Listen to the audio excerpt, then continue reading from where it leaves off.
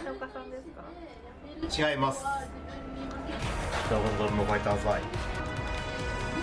敗者に口なしなんですけれど、予想しろっていうことなので、一応ライト級グランプリ予想していきたいと思います。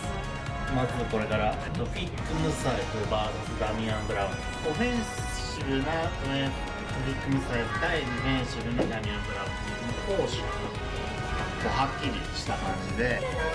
ダミアン・ブラウンのディフェンスをフィック・ムサイフが崩せるかどうかみたいなところじゃないかなと思います。パーフェクトレコードですよね。ダミアン・ブラウンはすごい外人ではすごいいいテクニック見せてますよね。ディフェンス守りしっかり見せてる感じですよね。クルクシャンプ戦とか打撃で攻められてはいたとは思うんですけど、懐がある選手だなっていう印象で、そんな感じで次行きましょう。ルイス・グスタボ対上田ポル。ルイス・グスタボがすごい闘争本能全開な感じで、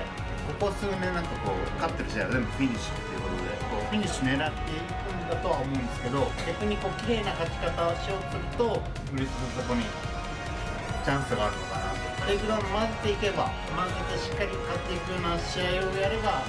無難というか優勢なんじゃないかなとは思うんですけど、スタンドで綺麗に打ち勝とうとするとルイス・グスタボチャンスあるんじゃないかなと。こんな感じでしょうか。次、パトリッキー・トブル・フレイレ VS 川尻さん。お兄ちゃんですよね。ベルトルの今チャンピオン、現役チャンピオンのフレイレのお兄さん。タイトルコンテンダーレベルですよね。とにかく、トップベルトルのトップファイターであることは間違いないので、きっと攻撃力が高いであろうフレイレに対して川尻さんどういう風に作るのかな。スタンドでもちゃんと、向かい合ってアプローチして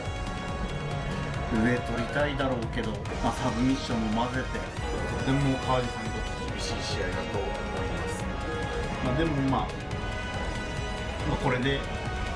仮にどんな結果出ても川地さんやめたりしないと思うので、皆さん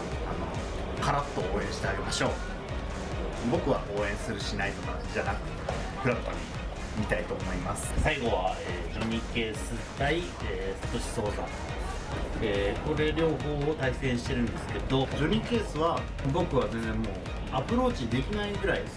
組みつくことができないぐらい強いんじゃないかなとは思ったんですけど、バッチリ組みつくことはできました。全然組んでからもやっぱり強かったです。それも全然予想通りだったんですけど、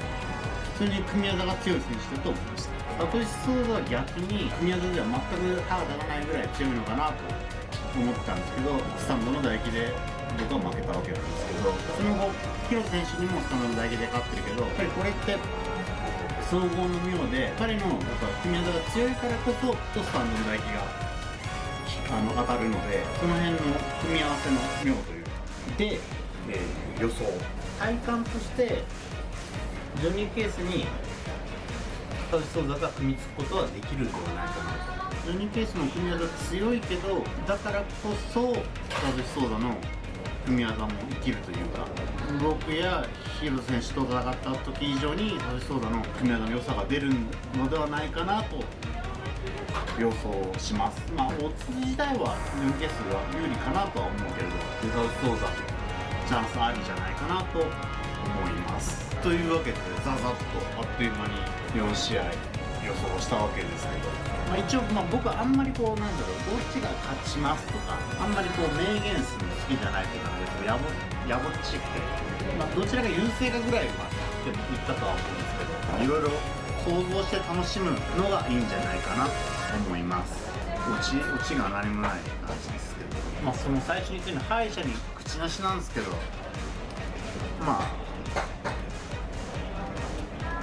僕やヤチ君が出た方が